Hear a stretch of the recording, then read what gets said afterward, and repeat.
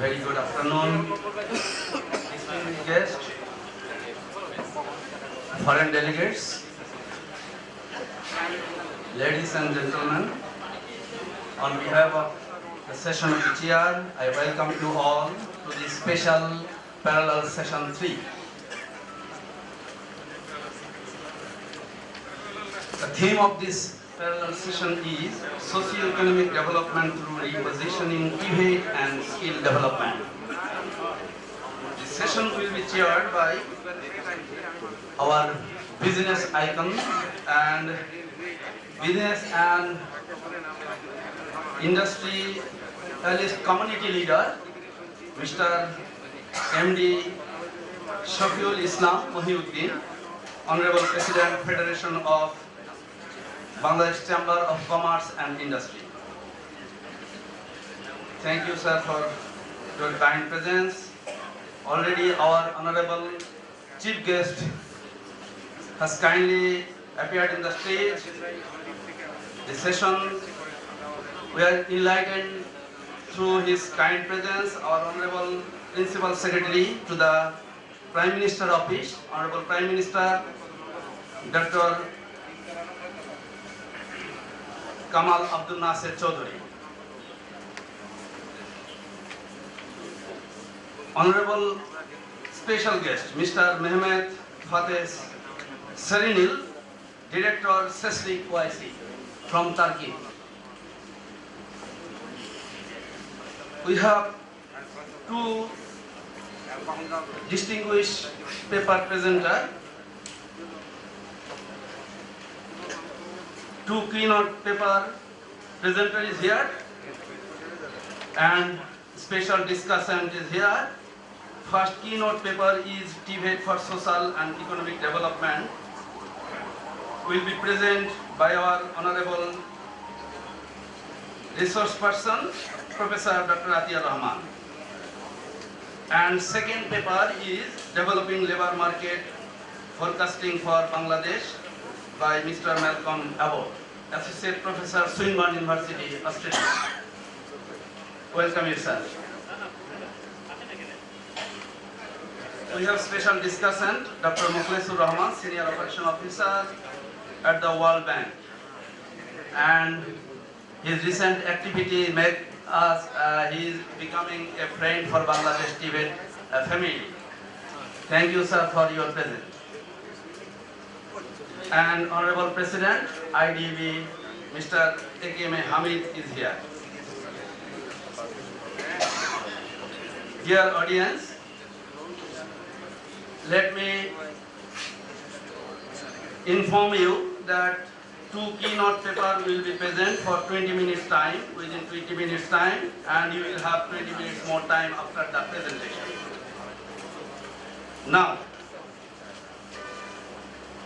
may I request our first keynote presenter, Dr. Professor Atiur Rahman, Professor Department of Studies, Dhaka University, and former Governor Bangladesh Bank. Let me use a few words about our first keynote presenter. Dr. Atiur Rahman, he is famous banker, professor, and friend for poor people in Bangladesh and in abroad. Dr. Atiur Rahman is a professor of Department of Development Studies, University of Dhaka, and served as governor of the Central Bank of Bangladesh during the period of from 2009 to 2016. He is an eminent researcher and conduct research and academic from in different academic institutions. After obtaining MA degree, he won university from the University of London under a Commonwealth scholarship, securing his MA and PhD degree in economics in 1983. He was also awarded Commonwealth Development Fellowship at the University in Canada, a Ford Foundation for Postdoctoral Fellowship at the University of London in 1991 to 1992. His visiting research fellowship at the Institute of Southeast Asian Studies, Singapore. His defining feature, Dr. Atiur Rahman, tenure as a governor, was the decisive, divine, reorienting the institutional objective and effort to support a proper, inclusive and sustainable development model through his flagship initiative and financial inclusion and environmentally begins green banking. He is now working in another bank covering relevance of Tagore, our Nobel laureate, Rabindranath Tagore, a socio-economic thinking of sustainable development. Dr. Rahman was won many awards and gold medal, including Indira Gandhi Gold Plank 2011 for his outstanding contribution to international cooperation towards human progress. A certificate of world record from Hong Kong-based World Record Association as a central bank governor, and he has awarded the best central bank governor Asia Pacific 2015 by the Banker magazine, a Financial Times publication, for his role of channeling credit towards environmentally and socially responsible development project, and very recently the emerging market, a sustainable of the EU money, has also awarded him the Central Bank Governor of the Year 2015. In recognition of his unparalleled leadership to build confidence among the mass people, visually reflecting their faith in central bank policy, Bangladesh Academy has honored him with the Bangla Academy Literacy Award for 2015 for his extraordinary contribution in Bangla literature. He is becoming an icon for career development, how to develop his career from a root family to top of the system. He is becoming icon for our youth people. Thank you, sir, for your kind presence. We are really enlightened through your presence, and I welcome you to present your paper. Thank you, sir. Thank you. Thank you so much for your kind words. Today's session chair, another paper presenter, discussant, special guest, and of course the president of the IDED. I want to thank this organization for inviting me to share my views on TVET and socio-economic development in Bangladesh. As you all know, probably the members of this institute know me very well, because I have been deeply involved with many of their activities and have been really benefiting from their interventions in the socio-economic development. I did my bit, but they have been doing much more on the ground. Today, I will be covering this background of this relationship between TVET and socio-economic development, and then I'll give you an overview of the TVET in Bangladesh. I will also point out some of the challenges that we are facing on this, and finally, I'll give you some ideas how to move ahead with some recommendations. But initially, let me start with the Bangladesh itself. Bangladesh is at the crossroad right at the moment and undergoing a lot of development transitions. As you all know, Bangladesh was born at a time, when it was fully agrarian economy. It was a very, very, disadvantaged economy. It was one of the I would say poorest economies in the world in the early 70s, but we have come a long way. Some experts would like to call it a basket case, but by now, with 160 million people, Bangladesh has become not only a lower middle income country, but is a role model for inclusive and development, where poverty eradication has taken place at almost at the highest rate in the world. And it's one country, even this year our growth rate is 7+, 7.24%, which is probably one of the highest in the world actually.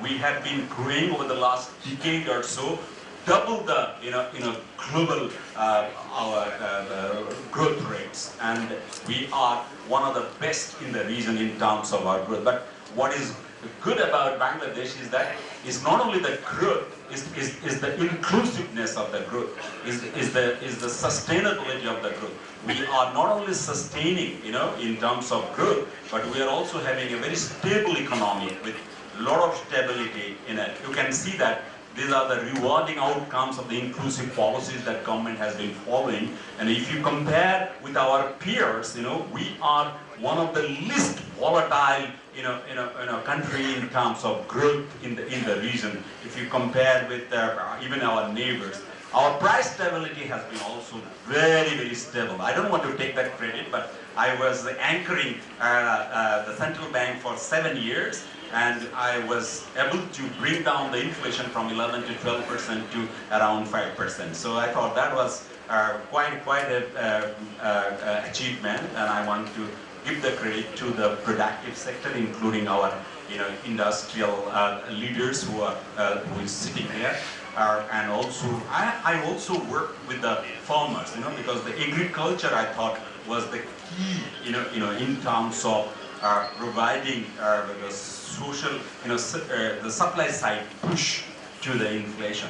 The rice production itself, from 70 to current, it improved by 4 times, the total production. So that only tells you that how, economy is moving. And we had this a very rewarding outcome in terms of reduction in poverty. You can see the poverty, it's around now 22% actually, and the extreme poverty is around 11 to 12%, which was more than double even a decade back. So we are doing pretty fast on the poverty front. So, given these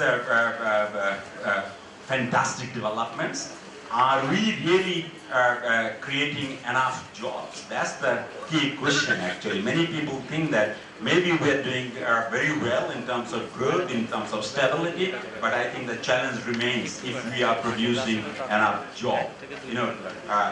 To answer that question, let me really focus on 3 areas. One is our demographic dividend, that is the possible advantages we are having from the population growth. Secondly, our prevailing employment scenario, how much our employment, underemployment, or unemployment that we are facing. And of course, the most important part which we will be discussing today on the skills development, how much skills we are infusing into our employment scenario. So let's see the demographic part of it.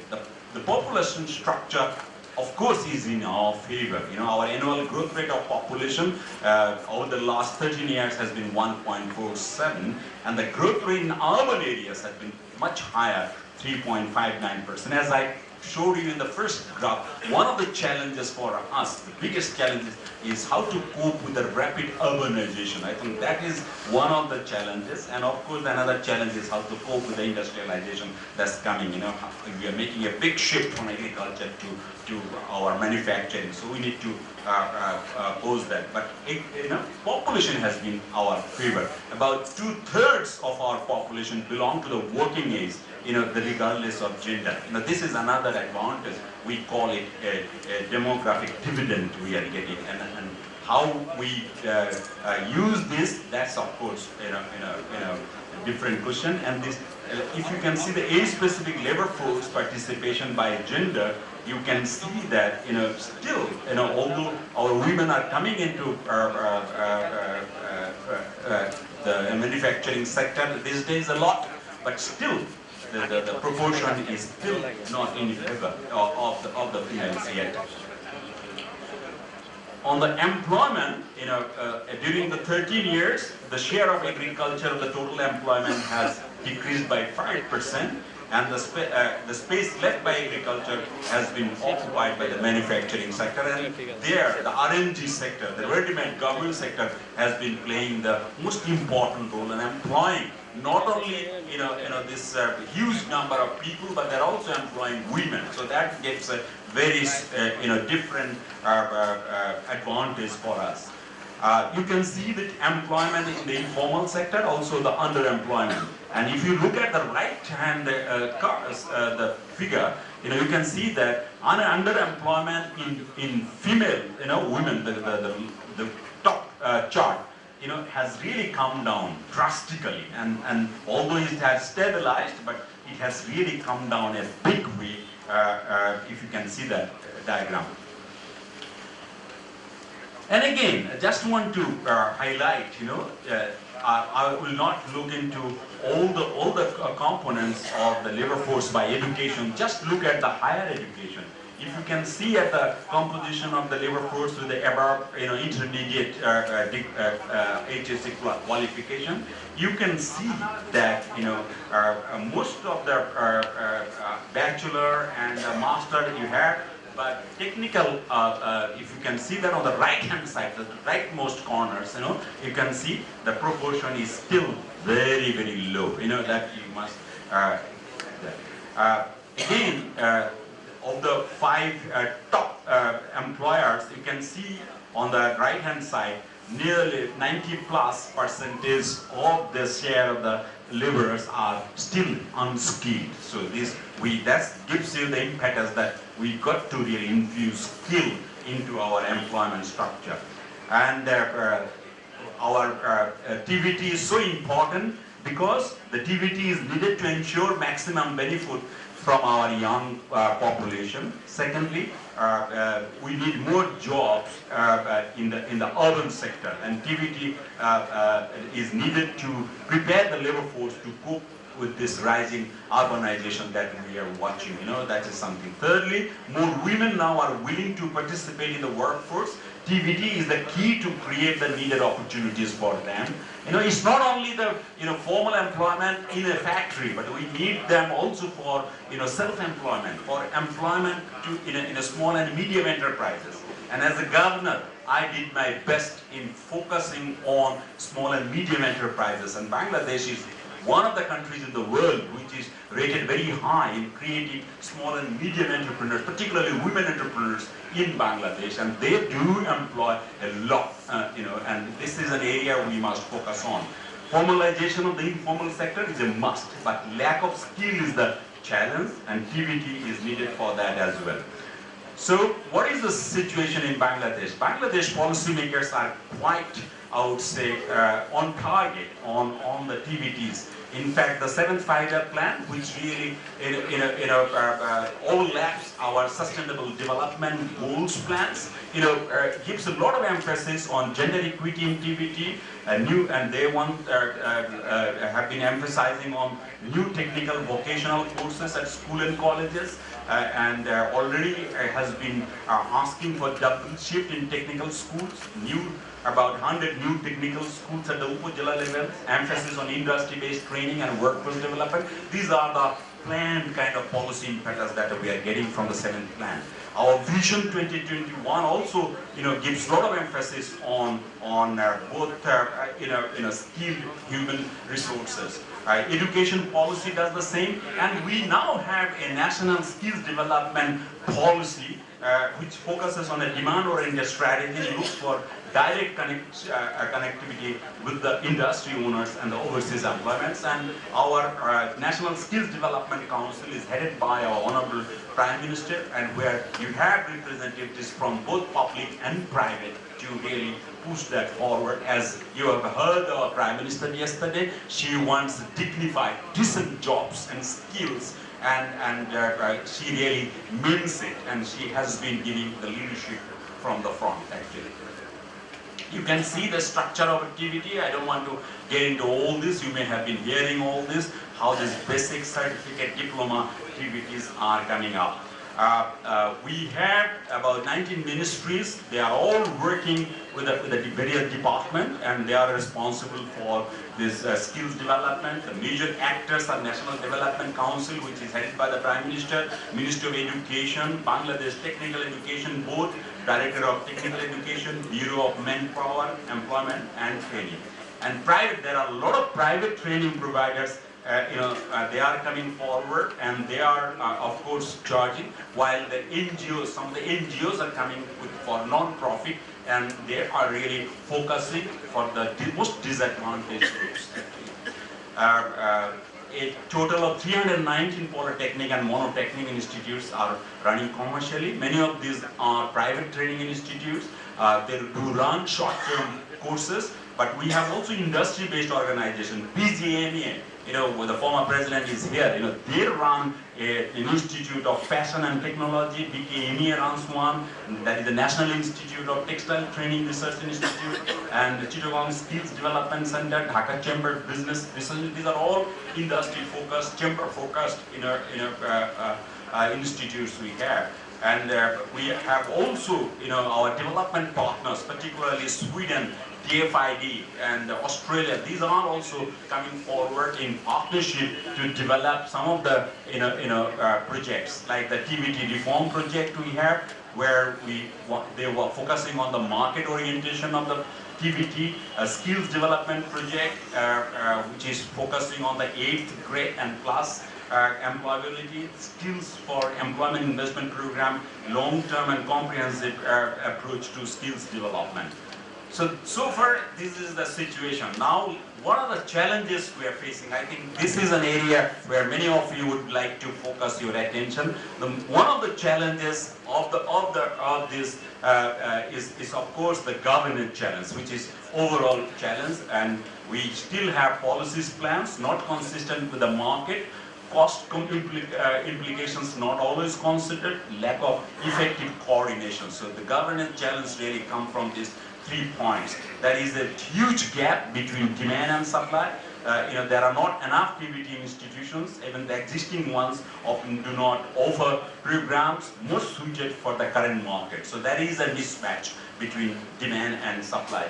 Then there is a lack of participation of the employers. Many employers always tell them that what we want, we don't get, because they cannot participate in the policy making. The employers are not always, taken on board in terms of designing the courses, in terms of really, preparing the courses. In fact, there is also a lack of market research. We don't have that kind of research institutions which really would reveal what is the market demands. Actually, that is a huge, feedback mechanism, lack of feedback mechanism in the system. And again, we are not responding so fast to the changing demand. The world is changing so fast. Demand is changing. So many of these, our activities are not changing fast because of the bureaucratic inertia and lack of operational autonomy of many of the institutions. Need for coherence in TVET curriculum. There is a disconnect between the quality of the graduates produced by the TVET and the market demand on the ground. So I'm almost at the last bit of my presentation. These are the challenges which we have. So how do we move ahead? My paper is there. It's quite a large paper, so you can have a look at it, but I'm only taking the cream of it, and I'm giving you. One of the ways forward, which I would suggest, that there should be coherence of the policies related to TVET. One should have a policy, while all the policies and the plans intend to ensure greater access to TVET system, improving the quality has not received equal emphasis. So we must really focus on the quality of the graduates that we are producing. That's one thing. In addition, we must also produce a lot of entrepreneurs, not only the graduates to get employment, but they should be giving employment. So we should create that kind of entrepreneurial, I would say, the kind of graduates that we want. The studies should map out both current situation as well as the project future demand, short and medium term for TVET. So this projection is very important. Policy decisions should be informed through such studies, and one should not take policies on ad hoc. It should be research informed policies, which should be then we will understand that where we need to put more emphasis. Finally, the private sector will be naturally interested to participate in TVET-related policy making. The public actors need to open up further to capitalize on this public interest. We have our principal secretary here from the public, and we have our APCCI president from the private. So let them talk. Let them really talk and move ahead together. It's private-public participation. That's the name of the game at the moment. So I thought we should really keep that in mind. As a governor, Mr. Mohiuddin would know, I have been always talking to them and really giving them whatever they needed. I just give you an example. When I started as a governor, They used to get an export development fund of $200 million. The day I left with $2.2 billion because they needed that. In addition, another $500 million for green transformation of their factories. So the TVET system must be able to adapt to the changing global scenario as well. We need to really also, because we are global. Whether we like it or not, we are global. So we need to really respond to the global demand. What they want. The global consumers want a green shirt. They want a environmentally friendly product. So we must really respond to that kind of demand. And we should not limit ourselves to low-paying jobs abroad. We are sending a lot of people, but again, our industries are being run by the foreigners. At the mid-level and upper level, management. So that should not be there. We should really look at that.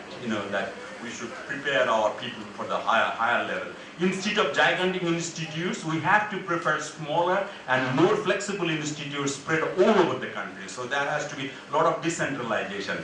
Refurbishing existing institutes that lack resources and operational autonomy should be prioritized. I hear many of the principals of the technical institutes, the polytechnics, they can't even recruit even a small office bearers. They don't have that autonomy. So you need to give them the operational autonomy and let them compete with each other and be the centers of excellence. So let's push that way.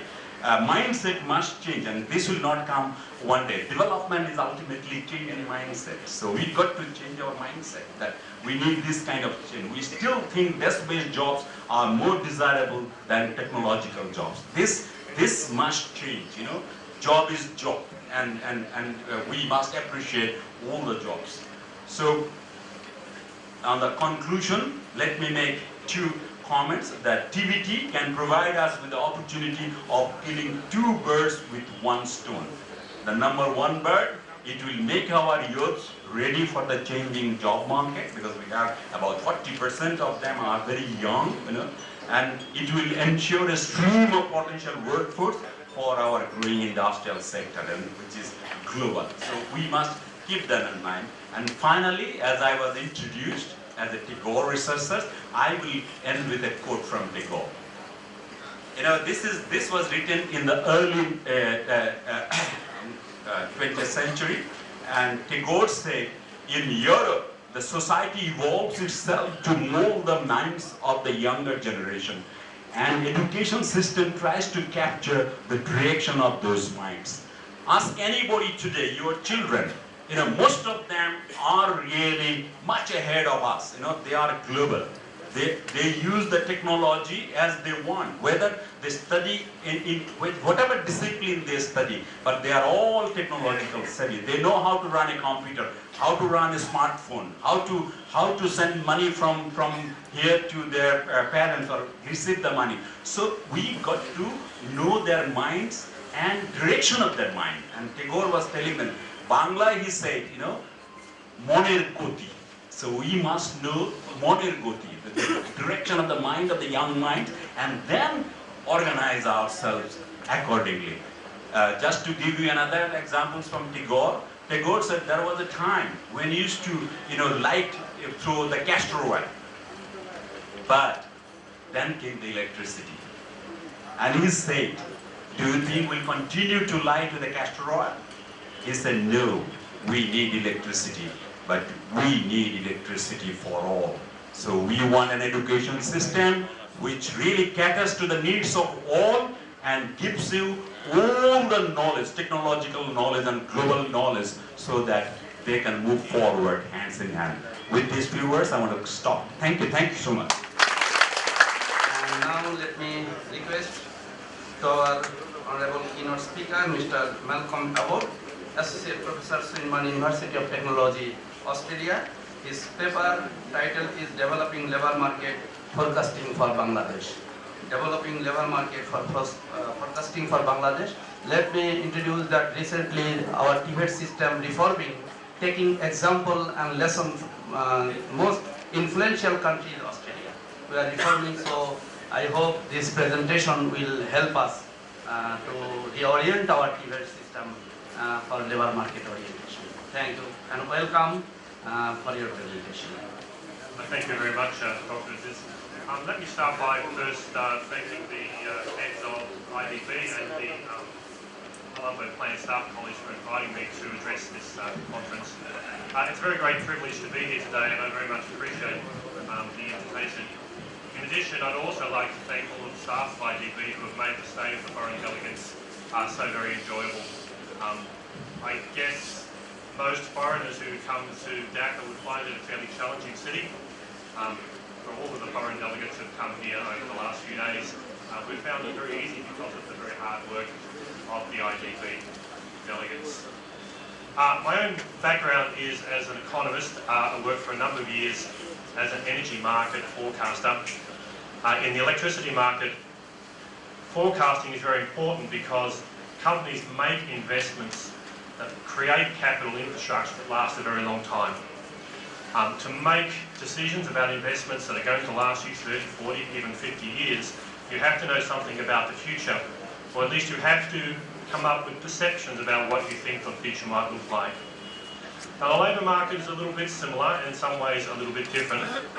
When we come to invest in vocational education and training, we're investing in human capital that can last a lifetime. We're making investments in very long-lived assets, the human capital of individuals. And it's very important to make those decisions informed by what we believe to be very accurate forecasts of the future. I must say, labour market forecasting, which I've been involved in doing over the last few years, is a more complex matter than electricity demand. Electricity is a very homogeneous product, very easy to understand. A labour market is a very complicated, complex thing made up of a very wide range of different types of skills and attributes. Let me start with a little bit of a description of Bangladesh and some of the forecasting problems. Bangladesh has had strong economic growth in recent times, including the creation of jobs with high levels of knowledge and skill. The potential is to be realised that the skills provided by the education and training sector must conform to industry demands. It's proposed that a research program be implemented on labour market forecasting, including the estimation of future demand for key training programs such as engineering. I was told when I came here that IDB had something like 400,000 members. That does sound to me like a lot. I suspect if I come back in 10 years' time or 20 years' time, the IDB will have a lot more members than that, probably close to 1 million. Understanding the nature of future demand for the skills of engineers is a very important part of labour market forecasting. Employment forecasts can be made for industries and occupations at a disaggregated level, but a labour market forecasting model should be conducted within an economy-wide framework to estimate aggregate employment by industry, and by extension, employment by occupation, and therefore skills required. It's important to understand that any individual industry within an economy is affected by the macroeconomic changes that are taking place around it, and the starting point should be those macroeconomic influences. Bangladesh is a country with a population of over 150 million. It also has an economy of about 624 billion US dollars.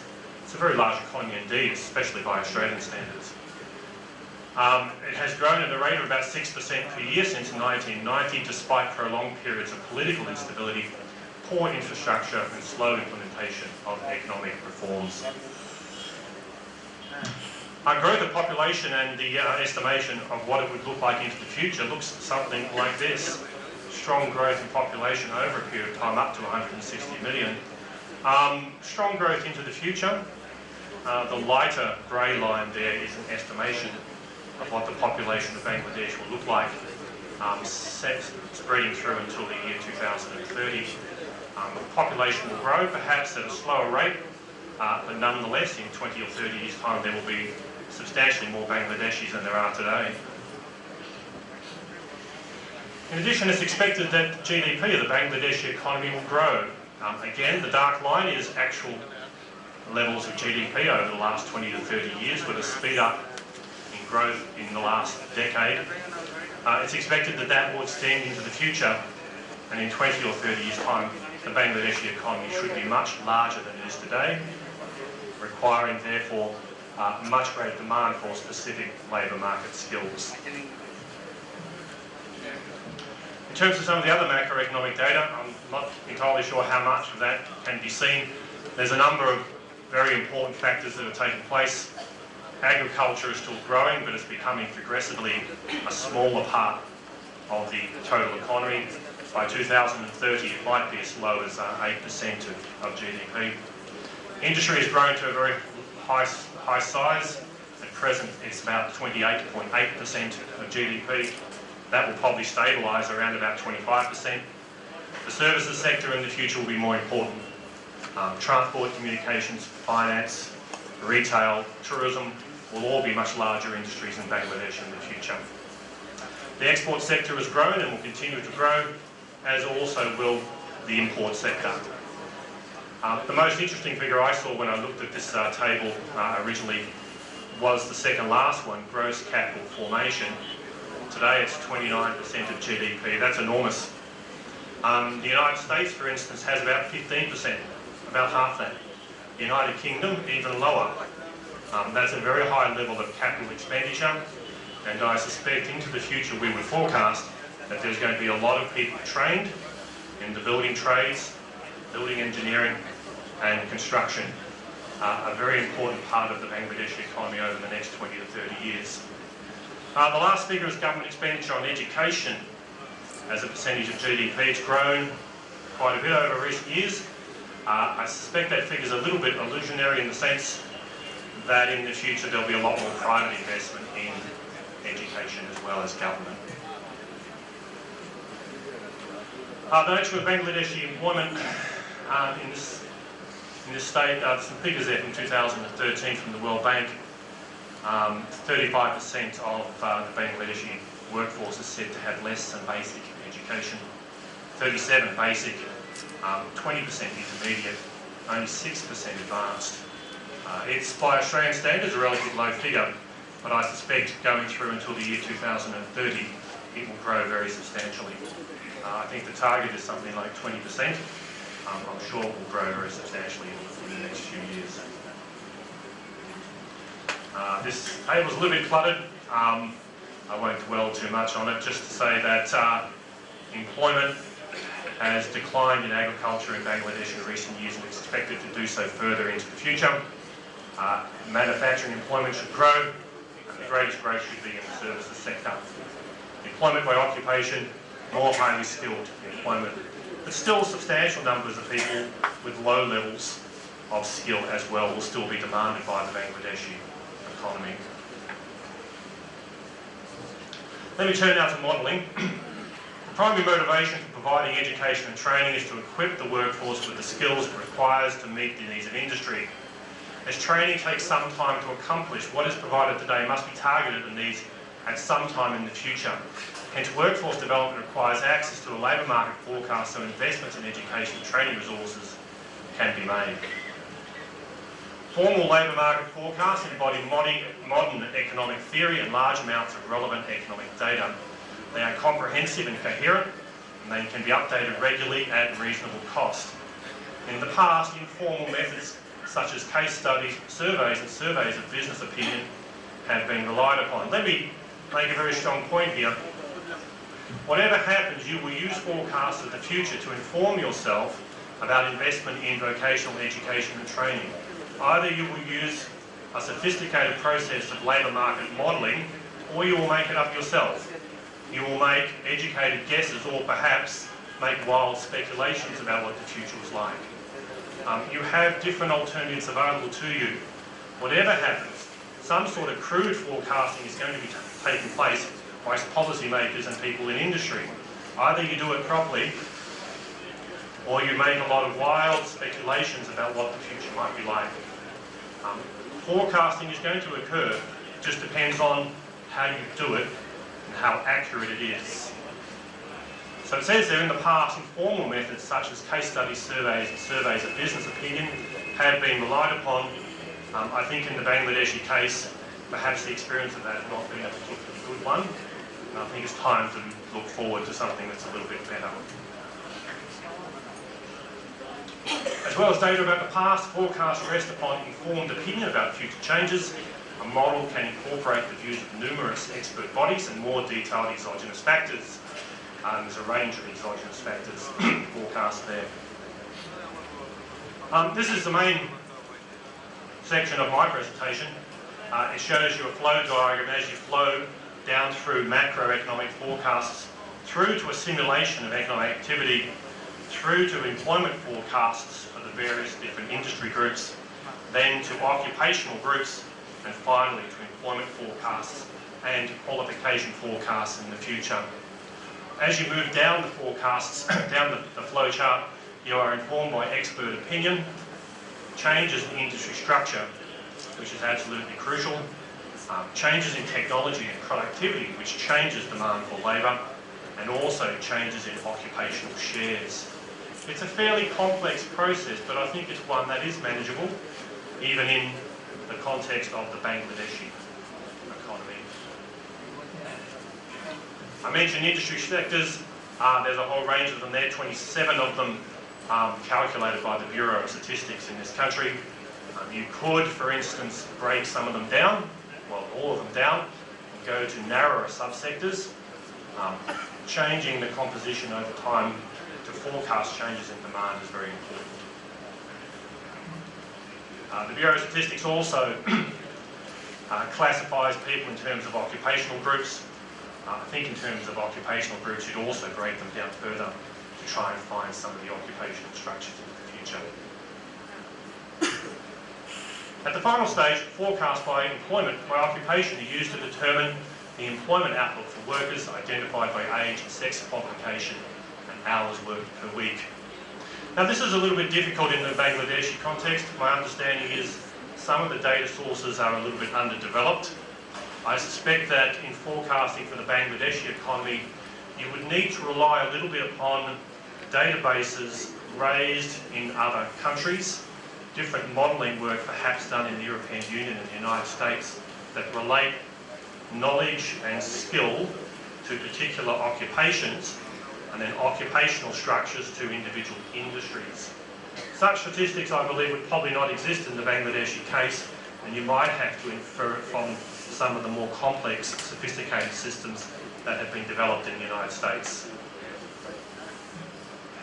In the case of the United States, they have an information network known as the United States Government's Occupational Information Network, known as ONET, which measures knowledge and skill and relates it to employment data. You could use that database and adjust it for Bangladeshi conditions, assuming a higher labour to capital ratio, and you could use it to try and show what occupations would exist in the future if certain changes were made, both to growth of the economy and as well to the structure of industry, the mixture of industry that you have in your country. A variety of sources of data would be used to model demand for labour over time. The Bangladeshi Government's Bureau of Statistics would be used, the Asian Development Bank, UNESCO, the International Labour Organization has some pretty good statistics, the World Bank. I think that you would also have to rely upon some of the overseas modelling, the ONET from the United States, but also similar models from the European Union. Some lists of data, some of the forecasting. In conclusion, look, at this stage, my own study into the Bangladeshi labour market and the nature of labour market forecasting is fairly rudimentary. I think in terms of the statistical data that you would need, quite a bit of it would come from overseas sources to try and model the relationship between industry, occupations and knowledge and skill. But I think that you could do it, and I think that you could do it, well, relatively cheaply. It would have some expense involved.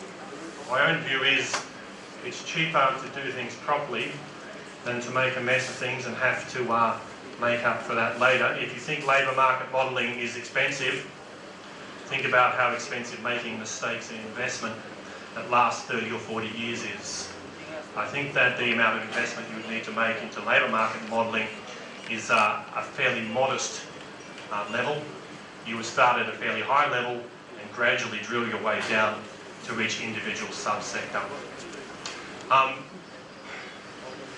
Over the years, I've met a number of Bangladeshi economists, both in this country and abroad.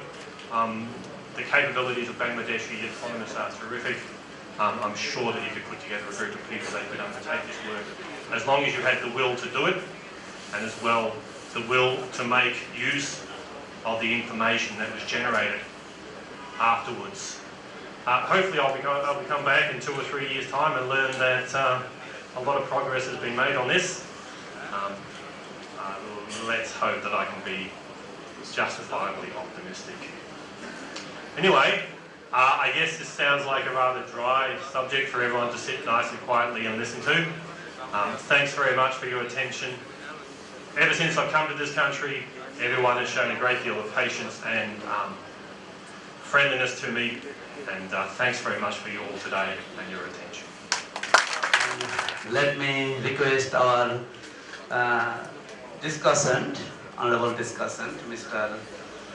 Dr. Mukhlesur Rahman sir, Senior Operation Officer at the World Bank. And I mentioned it, your contribution and your recent activities, he has become the friend of Bangladesh TVET reformation and many activities. Thank you sir for your presence and welcome for your presentation.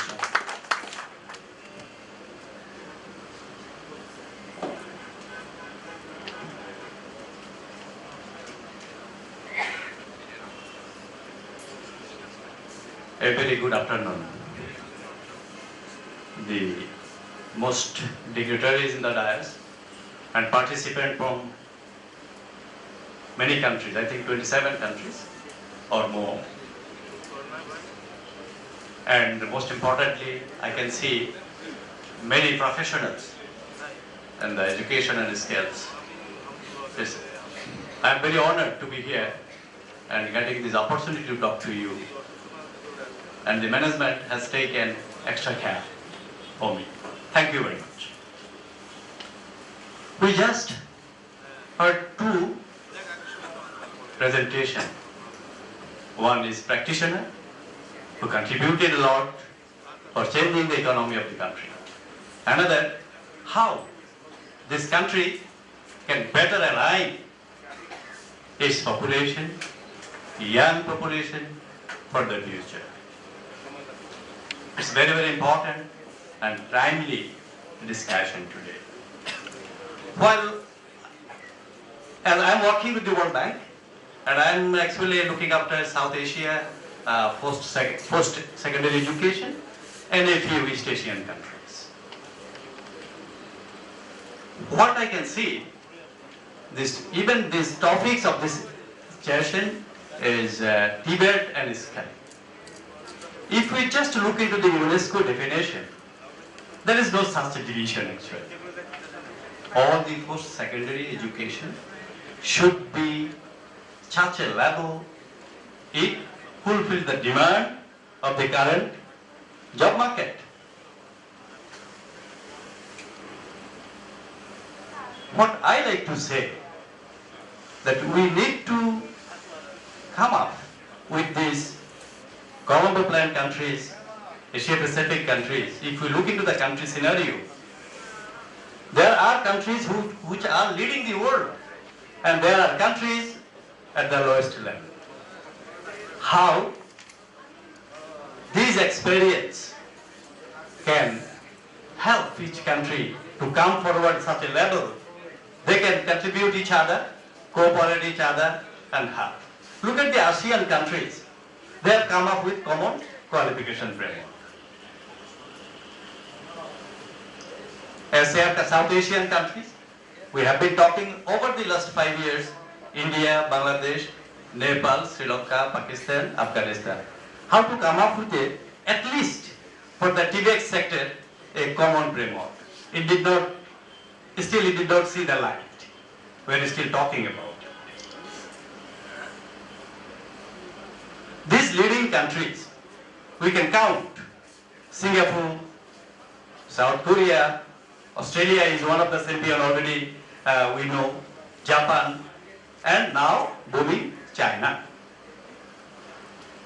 If I can go to China and see a TVET institution and a TVET institution in Japan or South Korea, they are more or less at par.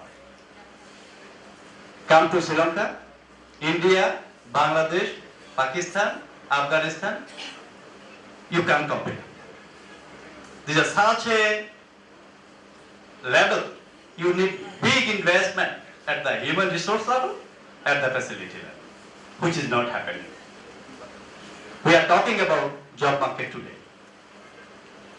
What job market we are talking? Third industrial revolution already happened, we know. It's technology.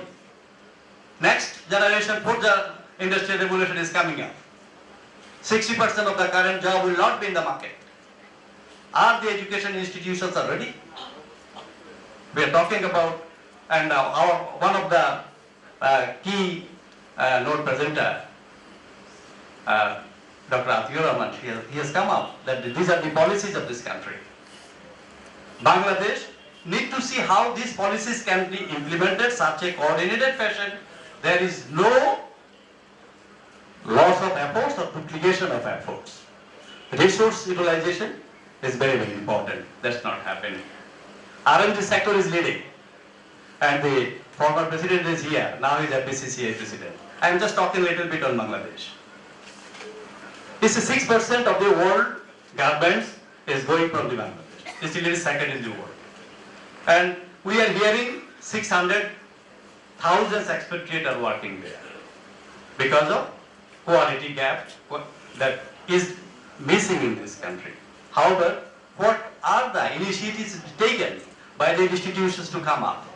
There is missing link that has to be looked into.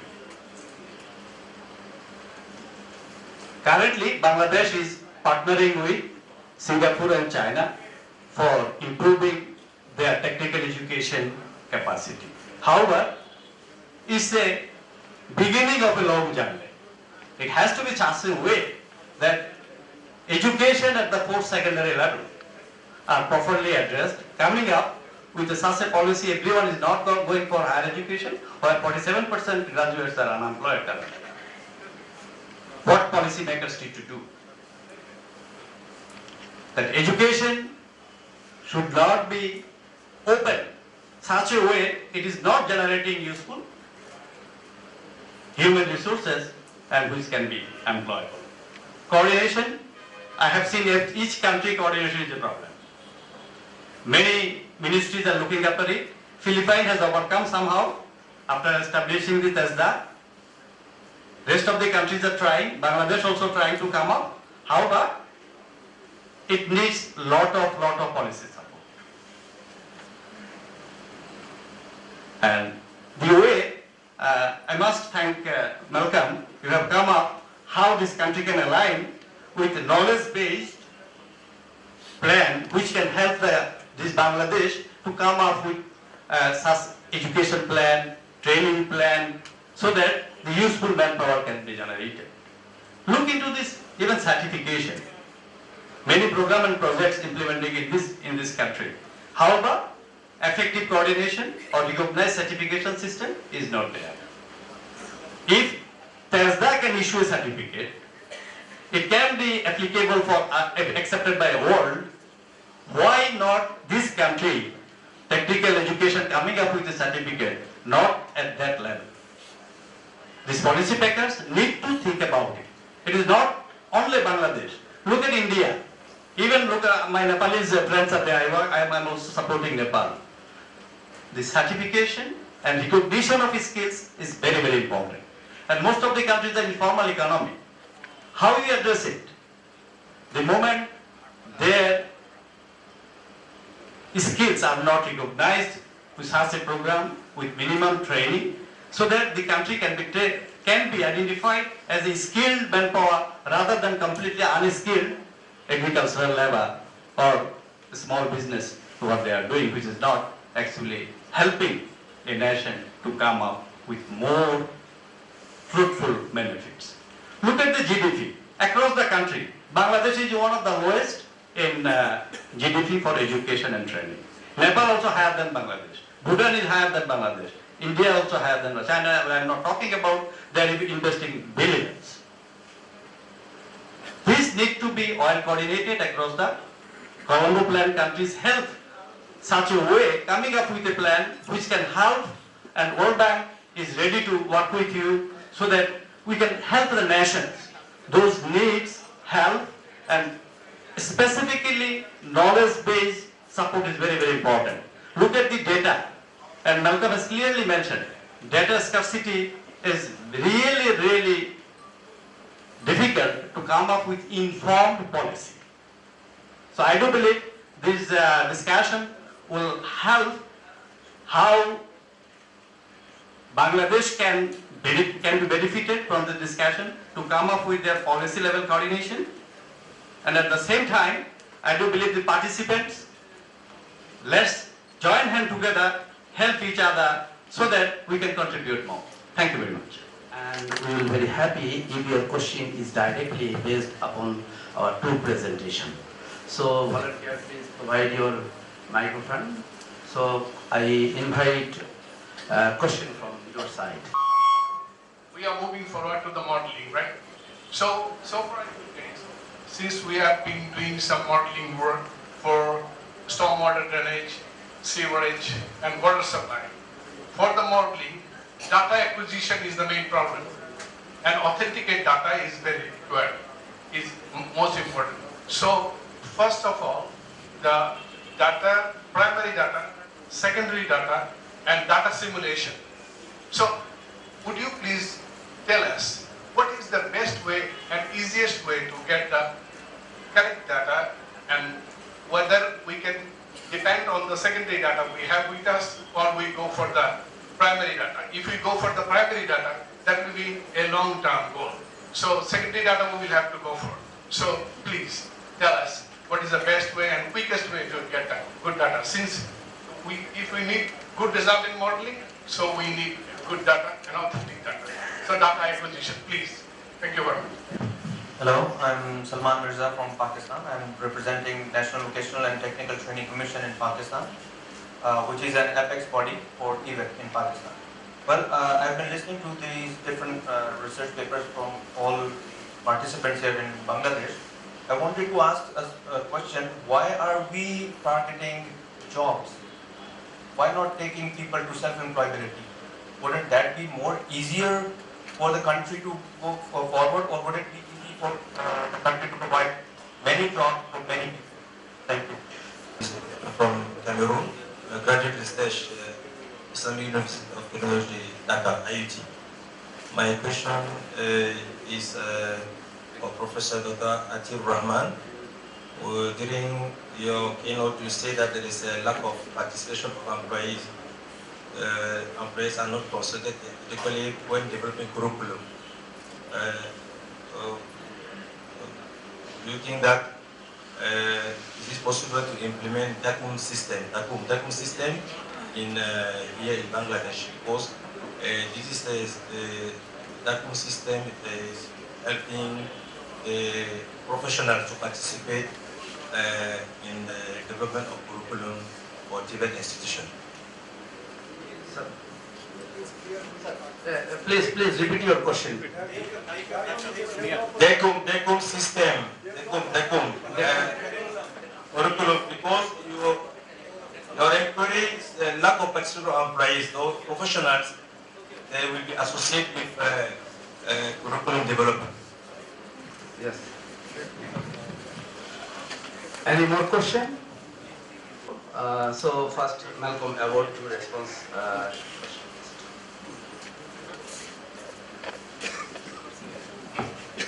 Look, to begin with, I'd have to say that I'm not qualified to comment on the quality of Bangladeshi data. I haven't worked for the Bureau of Statistics in this country, and I really can't tell you whether the data that you're talking about or referring to is of high quality or not. I would think that as part of this process, you would have to do some testing of the data, and the data would have to be improved anyway for its own pace.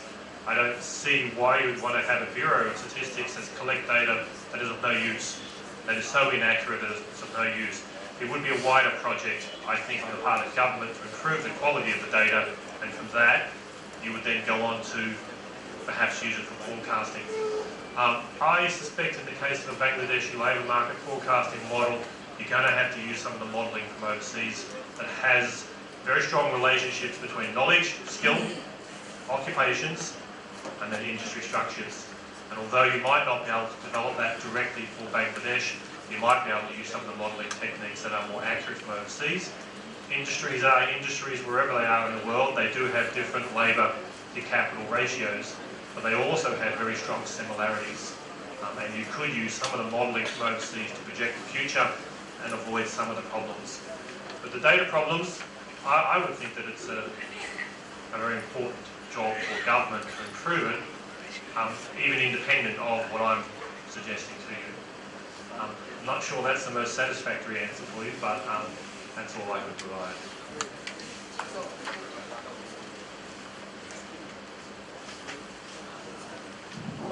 So now I request Professor Dr. Atiyur Rahman sir to respond to questions.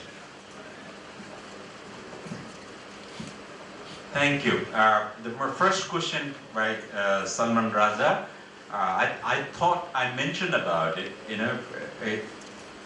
You are absolutely right. It's not only for jobs that we need to focus. We need to focus also on entrepreneurship, as I said, so that we can create more entrepreneurs and for their own employment, self-employment, and in addition, they will also give employment to others.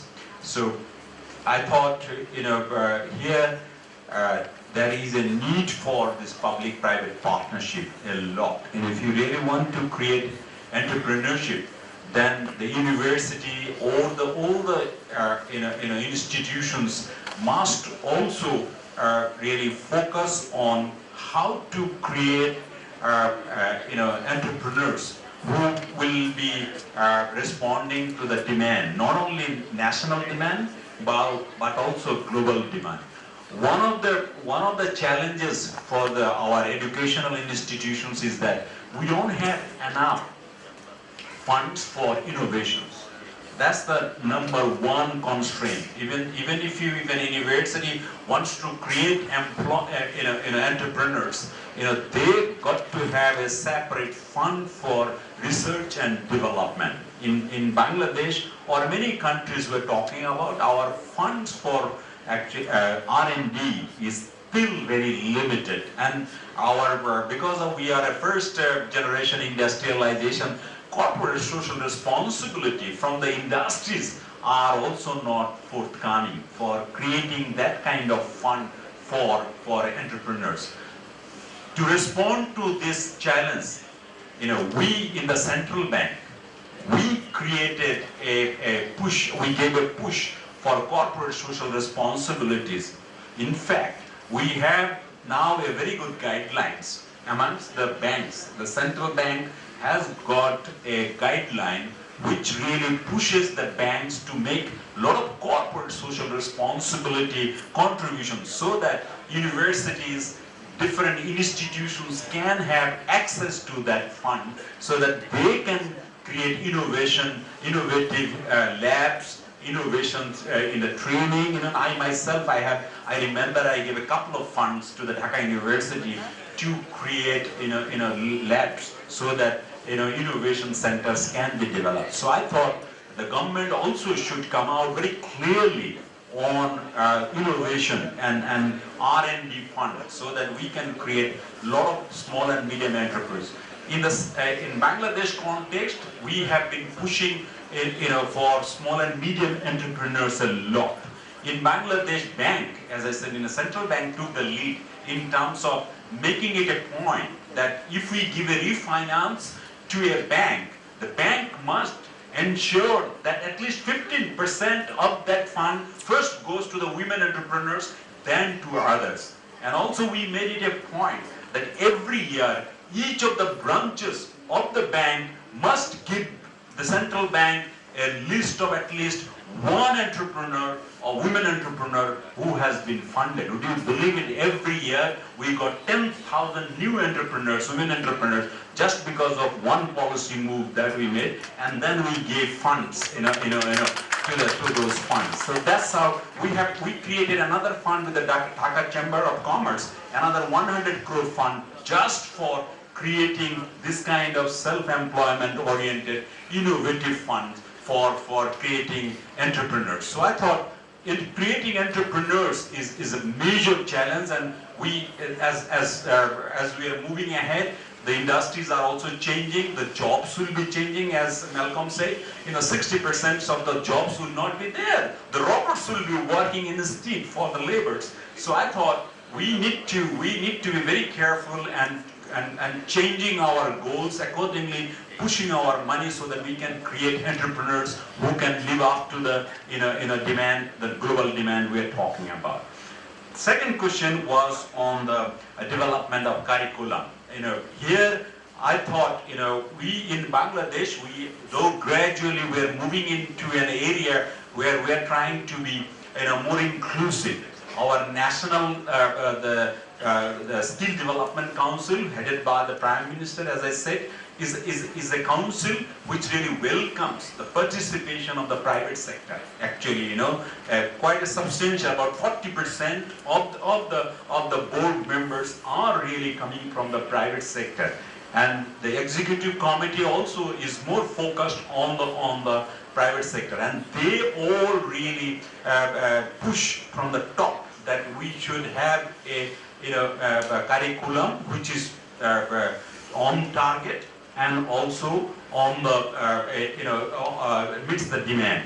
In Bangladesh, the institutional skills councils, they are also pushing this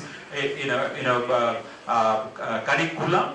We have both conventional kind of curriculum which is directional, but we also have competence-based curriculums. That we focus on competence. So both are coming forward. At some point in time, probably we will be really moving into competence-based curriculums. Whatever is needed on the market, we'll respond to that. And for that matter, I thought the role of the employers is so important. So in designing our curriculum, and in fact, we should really get as much inputs from our employers. I think the educational institutions should be really like helping hands in bringing this together, the private sector and the public sector, and then bringing them together and provide the kind of curriculum which is needed for the country and the world. As I said, we are a global economy, so we got to also look at the global demand. Our educational institutions must look at the global demands. I thought that much I could tell you on your question. Thank you very much. Thank you.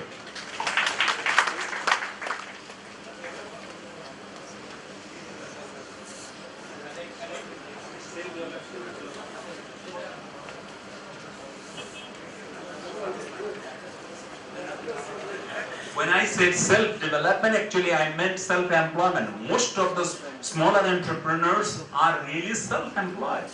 They do self-employed, then they have the employ others. In fact, Bangladesh is also a very good example of microcredit, and also lot of these NGO activities which are going on. These are essentially self-employment oriented kind of institutions. They create a lot of self-employment. In addition, of course, all the funds we are making for agriculture, SMEs, these are really essentially to create self-employment. The small entrepreneurs will employ themselves, but in addition, they will employ 10 others. So that's how we are really pushing at the self-employment question in Bangladesh. Thank you, sir. This session was organized on theme of socio-economic development through repositioning, TVET and skill development. Considering our Bangladesh perspective, I think all these presentation, question and answer session make thought-provoking many issues. and many direction we received from this session. Now time for our special guest.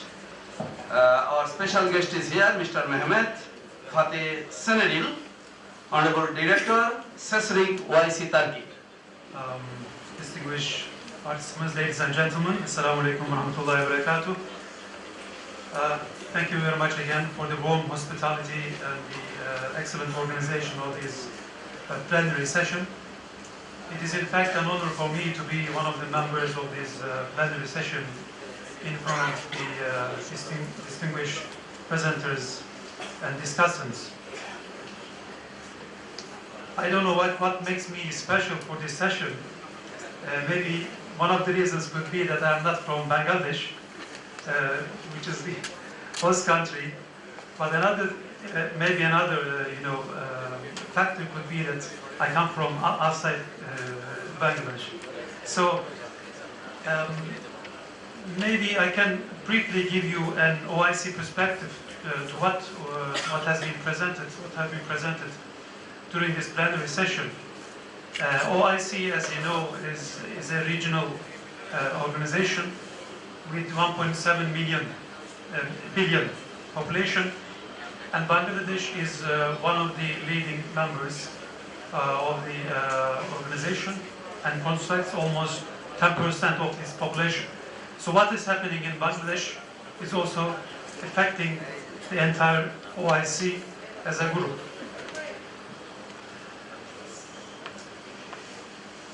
Our session was on the socio-economic development and to a sector. And we have listened very distinguished presenters on pertinent issues.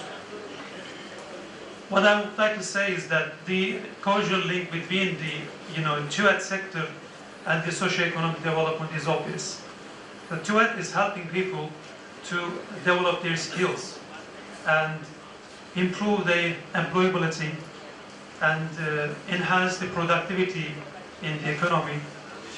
Also, they facilitate the adjustment of the economy into the global market. So this is why we are focusing on the value and contribution of TVET in socio-economic development globally as well as regionally and nationally. When I talk about OIC as a group of member states, 57 member states, from East Asia to Latin America, it's a huge region with different types of economies and societies. However, 21 member states of the OIC is least developed, and 35 are these middle income countries. So somehow the societal structures of the group OIC is resembling each other. It is a group where we have a high level of unemployment, almost 7.5%, and 45% of the unemployment in this region comprised of the youth unemployment, which makes TVET is very crucial, and skill development is essential in the economic development of this region.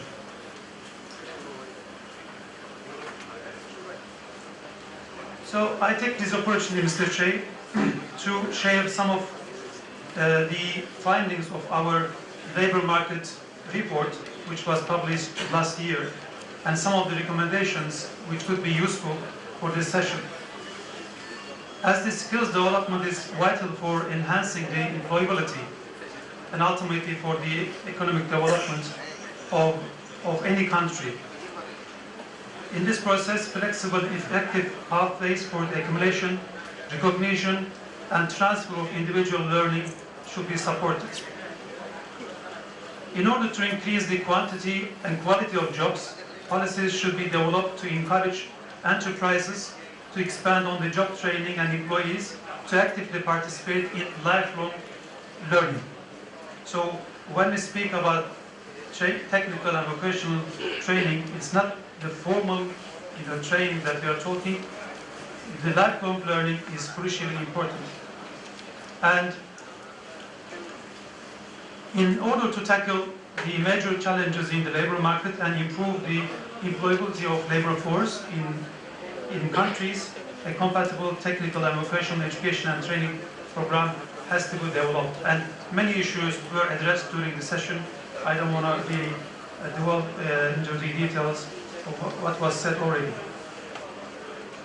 So the key message, from this session this afternoon, and also during the conference, were the underlying issues that we believe the policymakers in this region, in the entire OIC region, and also in Bangladesh, should address. And I'm very glad to hear and also to see that in Bangladesh the policy leadership is already there, and political will is very important in terms of supporting, giving support to TVET stakeholders, be it governmental, private sector, or NGOs.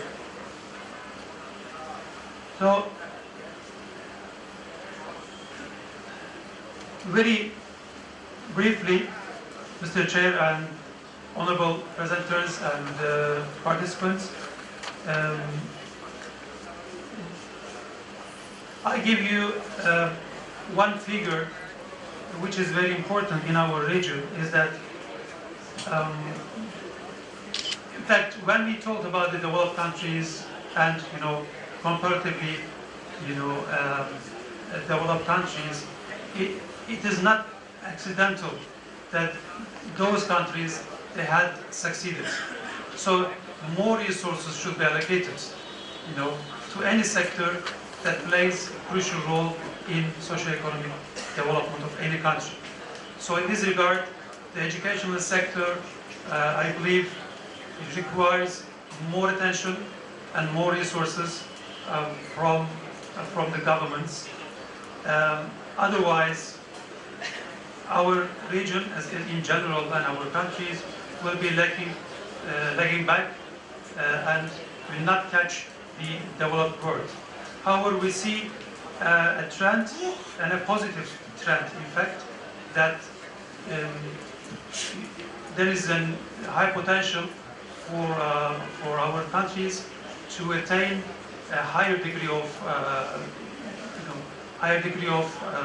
economic development, and TVET is very important and crucial in helping to societies to attain higher level of development. I thank you very much again for your kind attention and giving me this opportunity. Now, our chief guest, Dr. Kamal Abdul Nasir Chaudhary, Honorable Principal Secretary to the Honorable Prime Minister, and carrying his successful career in bureaucracy, Bangladesh bureaucracy, for the last 33 years. He is now representing Bangladesh at the UNESCO Executive Board and Chairman of the Committee on Convention and Recommendation of the UNESCO Executive Board. He is a very prolific writer, and he writes poetry. One famous poet, his friend is Rudra Muhammad Shahidullah. Recent sir write a letter on memorizing his touch about Rudra Muhammad Shahidullah, and famous song is Bhalo Achi Bhalo Theko Akasher Thikanai Chithi Lekho ei ganti. Few words I would like to use in Bangla. It is very much familiar and famous to us, and our chief guest is friend of Rudra Muhammad Shahidullah.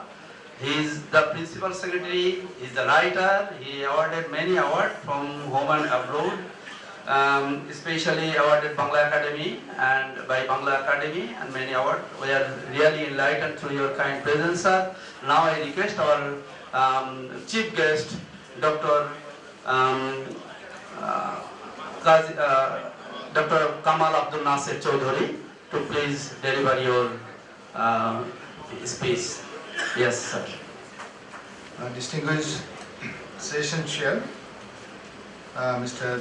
Shafiqul Islam, President AFBCCI, and two really good,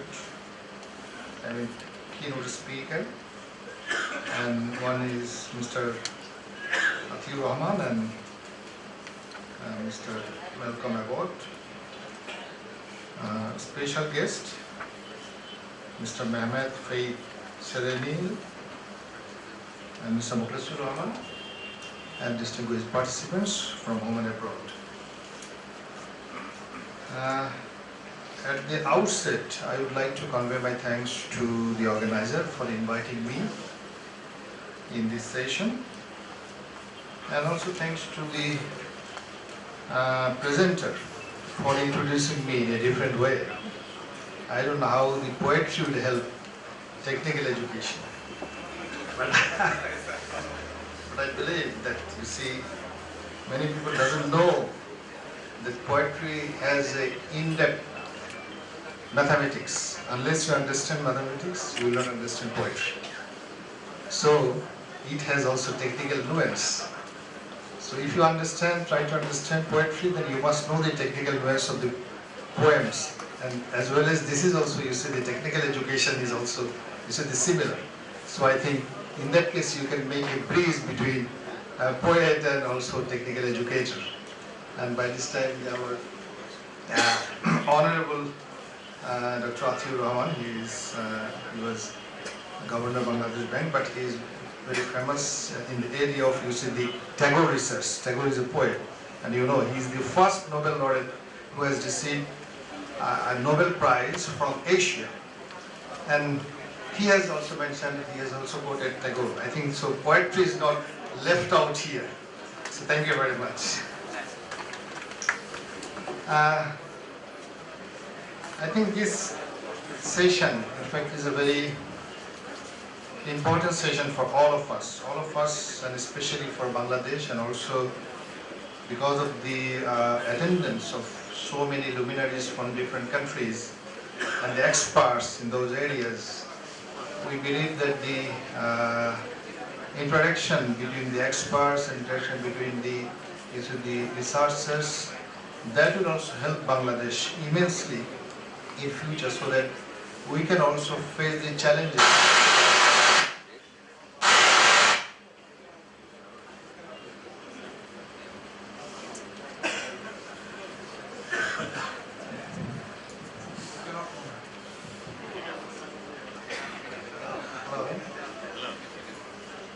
Hello.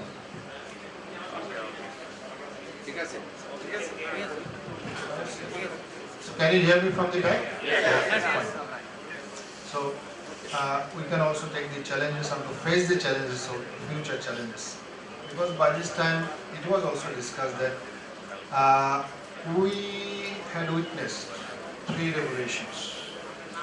2 technological, the industrial revolutions, and another one is technological plus industrial revolution, in the sense the classical sense.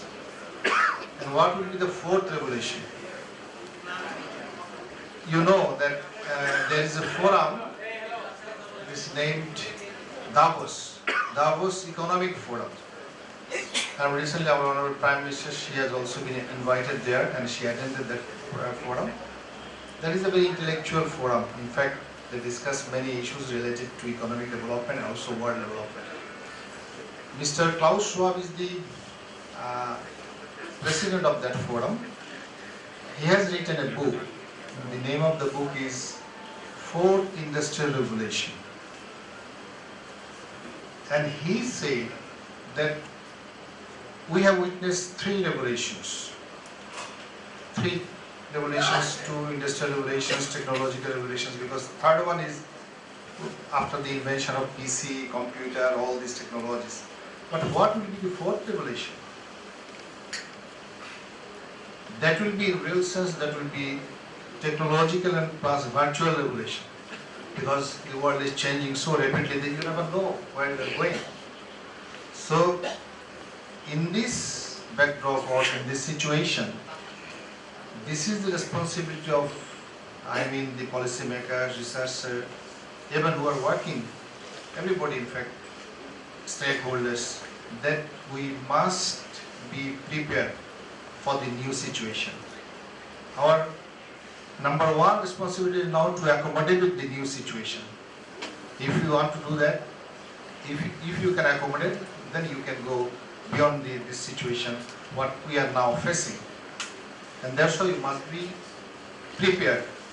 Prepared for present, prepared for future. So that's why I am saying that this session is very significant, because this is a session which will make us prepared mentally so that we can go beyond, even our dream, our imagination. Our government, Bangladesh government, Honorable Prime Minister Sheikh Hasina, we always say that she is a very visionary leader. Visionary leader in the sense that she has commitment, and not only commitment, she has commitment and also she has dream. Because unless you have dream, you will not be able to fulfill your commitments too. So, an Honorable Prime Minister, she has given a dream, we call it Vision 2021, and by this time you know that is called Digital Bangladesh. Because we want to make Bangladesh a digital Bangladesh, we have to change this socio-economic scenario of Bangladesh. Because 160 million people's country.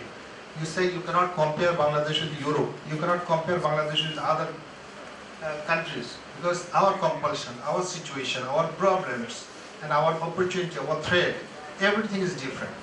And we need to face our situation by our own mechanism. So the vision, the 2021, in fact we are working for doing, so that we can make Bangladesh in real sense a prosperous Bangladesh. Nowadays what happened? After, in fact, our Honorable Prime Minister, she infused this dream and this impetus to our people. What happened in the field? Now our youth, someone has asked about the job and employability. You see, we cannot just create by using Big Bang theory a number of jobs in a day. But if we can make that, you see the situation,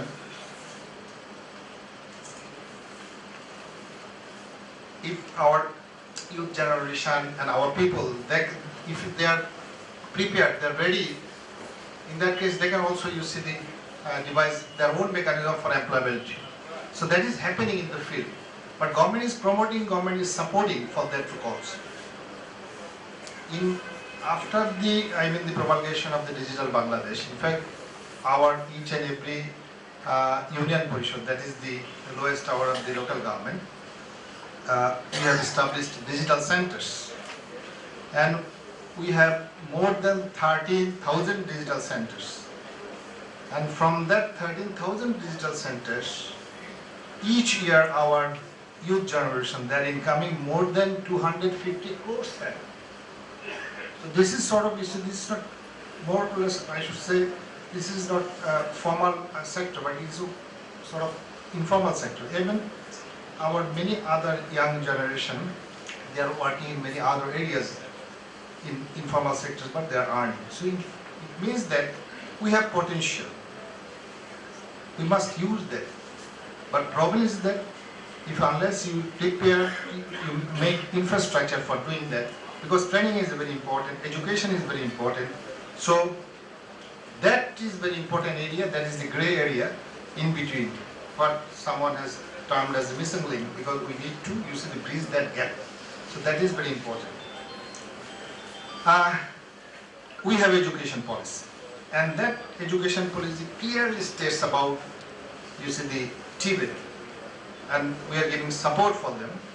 Although Bangladesh is a country just lower middle income country, but still we are trying to give the all out support in this area. Honorable Keynote Speaker Dr. Atiur Rahman, he has said about NSDC, National Skill Development Council. Our Honorable Prime Minister Sheikh Hasina, she is the chairperson of the National Skill Development Council. This is apex body, and there are executive board of National Skill Development Council, education secretary, and also the secretary labor. and they are also usually included in the, but and private entrepreneurs, they are also included in the National Skill Development Council. And through National Skill Development Council, we have a National Skill Development Secretariat now.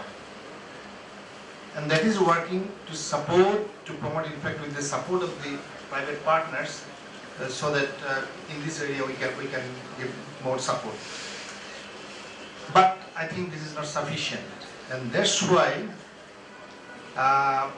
distinguished audience, you will be happy to know that by this time another fund that has been, you see, established in the Ministry of Finance for skill development. That is name is Skill Development Fund, and so that from that fund we can just give support to the skill development initiatives of our country.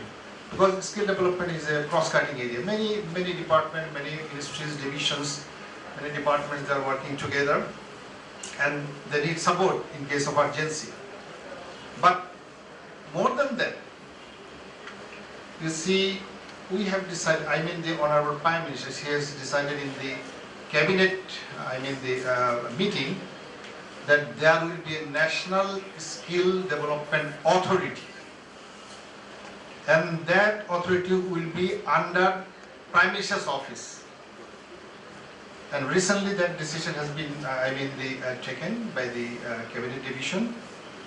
And we are working, and the draft law for National Skill Development Authority, that has also been usually prepared. And we believe that within a short time, everything will be done, and then from the part of the, from Honorable Prime Minister's office, we'll look into the matter related to the skill development, because you see, when higher office is really serious about the skill development, then we believe that something change will happen. Through Skill Development Council, we have prepared one National Technical Vocational Qualification Framework. You know, everybody is usually more or less acquainted with this term. There's the say, but you see, in this area our expertise is really minimal. And what we are doing now, and also I think many officials are also present here, you know about that. Our problem is that because we have NTBQF, but NTBQF is not just a term, because when you speak about NTBQF, you must prepare yourself, because when you will give certification, before giving certification, you must be prepared yourself to be a person to understand what is certification, to assess people who has taken, received training from different organizations. Even the organizations who is giving training, whether they have that capability to give training of that level. So unless you understand those, you cannot give certificate. So what we are doing now, with the support of the ILO and our other development partners, we are trying to prepare some assessors. I think, Mr. Chair, you can say the figure that I think 22,000 assessors are, we are trying to make them training, and so that in future they can give us training. Then you see our different institutions, political institutions, monotechnical institutions, few of them, they by this time, in fact, their standard increased, but few is still trying to usually struggle with this type of challenges. So I think since we have started, and we believe that in future, in fact, we will also have very few competent assessors, and our institutions will also be developed in that way, and so that we can also assess in an appropriate way, and we can give our the students proper or the training and education in this area. Because of the initiative taken by the government of Bangladesh, you know, the 1% was enrollment before, and now it is 14%. It means that our students, our people became usually interested in this area. So we are, in fact, we are trying hard. Bangladesh government is trying hard, and we believe that will help us. But we want to take support from those countries because you have many countries have their best practices. We want to use their best practices, but of course that should also be used in a localized way, because we need to understand our compulsion, we need to understand our the predicament, and as well as our challenges and our needs. And what we are doing, in fact, our industries and the education institutions and training institution industries, there should have a link between this. And before doing this, we need also, someone has asked about the curriculum development. Curriculum development is very important, because if you want to accommodate with the new situation, you must develop your curriculum accordingly. So, curriculum development and industrial, the attachment, the two things are also very important. So we are also seeking support from our industrial and entrepreneurs, so that they can also give support to our endeavor, our initiative. We believe that will be done, and they are also doing so. And regarding innovation, we have limited fund, but what we are doing now, even not only in the area of TVET, in other areas, in our education atmosphere, even in the administration, everywhere we are trying to support innovation, because innovation and creativity, both are very important. Both are very important for the changing present status quo or situation.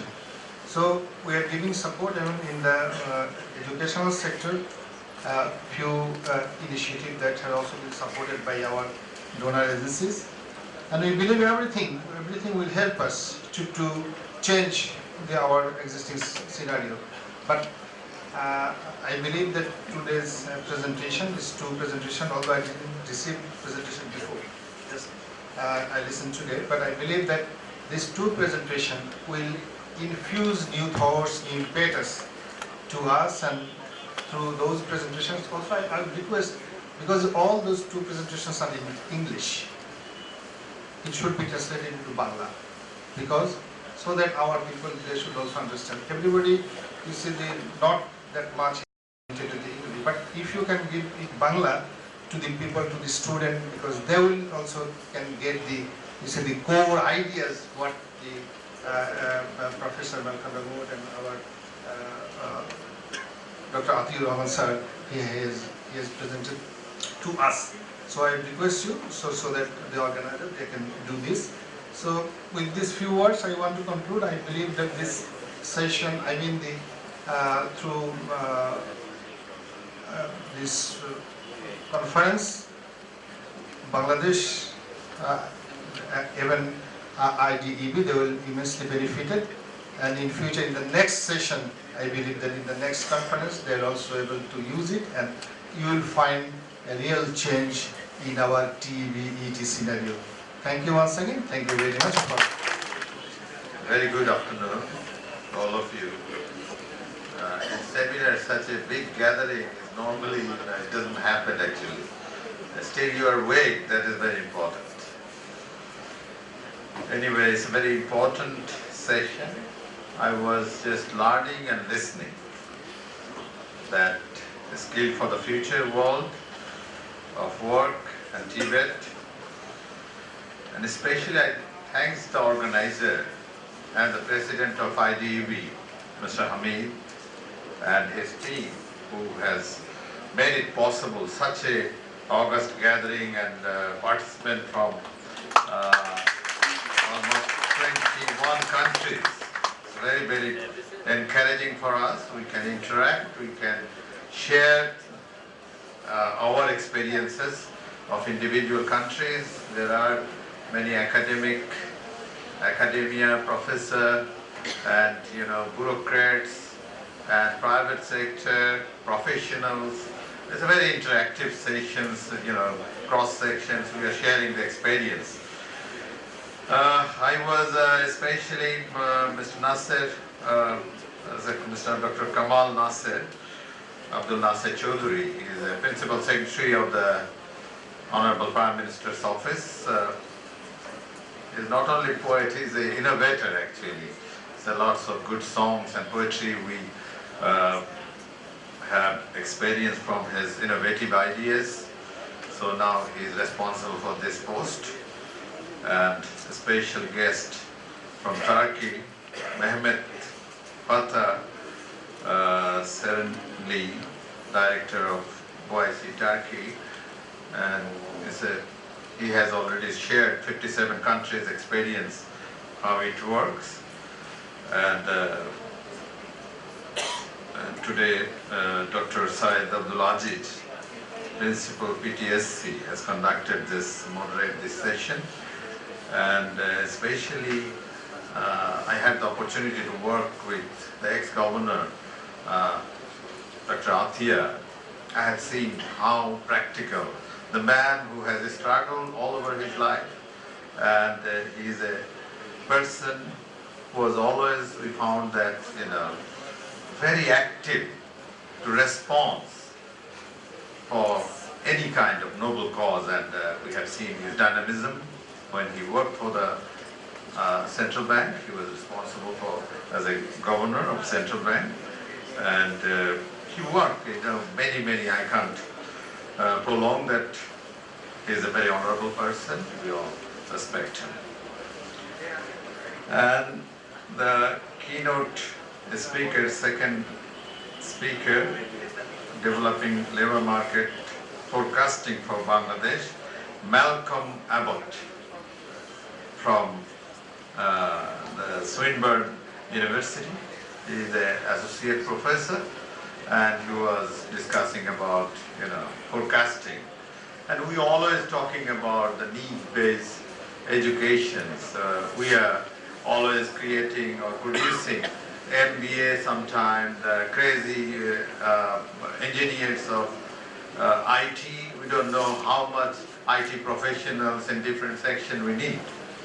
But we produced agriculturalists, and we produced so many graduates, which is already we have learned that 40% of them unemployed. And one of the Pakistani participants, he has Mr. Mirza has mentioned that why it is for only seeking job, why not creating entrepreneur? I am from entrepreneur side. My father was a government servant, so somehow entrepreneur, to become an entrepreneur, you don't need any experience, nothing. The first thing is that you have to have a courage to go for it and gamble your money that it might be lost. So many of our scholars, those who are looking for a suited, booted job, they don't have that courage. That is the problem. That's why they are not becoming entrepreneurs. Anyway, we have learned so many things here today, especially our 19 ministries are conducting this kind of TVET work, technical and vocationals. It already mentioned by our Principal Secretary that there is a National Skill Development Council chaired by our Honorable Prime Minister, who always, very supportive and try to see that Bangladesh, in future, it will be now it is a lower middle income country, and it will be a middle income country by 2021, and by 2041, it would be one of the developed country. And many international organizations like JP Morgan, Standard & Poor's, Modi, Boston Consultancy. Now latest is the PricewaterhouseCoopers. They are forecasting by 2050 it would be a 28th economy in the world. Yes, we have many problems in this country, and from this country, those who are here from abroad, I'm just sharing that Bangladesh is second biggest apparel producing country in the world. Third biggest rice producing country in the world. In the presentation, Dr. Athiya Rahman has mentioned that it was known as a basket case after the liberation war. Now, it's this basket is full. And socio-economic conditions, and fourth largest fish producer country, fourth largest vegetable producer country in the world. and first peacekeeping force. We are the highest peacekeeping force provider in the world. So many things in this country as well without having anything. It is a country like Japan. We don't have the raw material here like Pakistan and India or China. But importing everything, this human capital has proved that it is very much possible. In first 5th-year plan and second 5th-year plan, it has not been written by any economist that there is a sector will evolve and become second, and $28 billion of export we are successfully doing without having that. And even our colleague World Bank representative is here. That day, World Bank said that this country would not be able to prove that this is a country that where textile and garments is viable for this country. But we, the entrepreneurs and human capital, our workers, they're really key of our success. And 70% of our population is below 40 age. 55 million people, those age are 15 to 29. This is our capital. And we need to invest on that capital. As Mr. Malcolm and others said that ratio, and our World Bank representative, Mr. Muklis, already mentioned that the GDP and education ratio is less. It's true. We have to invest here more. Anyway, I don't want to prolong this. We believe that this kind of interaction and more coordinated effort, and on behalf of my business community, as a representative, I can assure you that our Honorable Prime Minister is always open, her door is open, and with our international participants, we'll exchange our views time and again, and we'll be benefited, and this country will move forward. We have traffic jam, we have already experienced, we have problem, congestion in Chittagong port. Despite of all these odds, this country is moving forward. We will move forward. Thank you very much. We handed over the crest of honor to our chief guest, Dr. Nasser Kamal Abdul Nasser Chaudhary. Next, handed over honor crest to Professor Dr. Atiyar Rahman sir.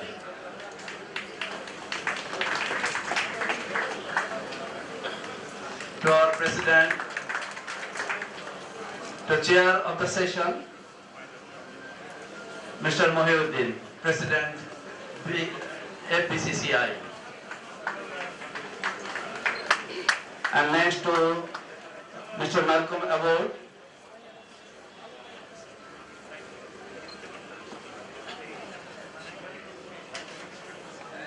special guest Mr. Mehmet,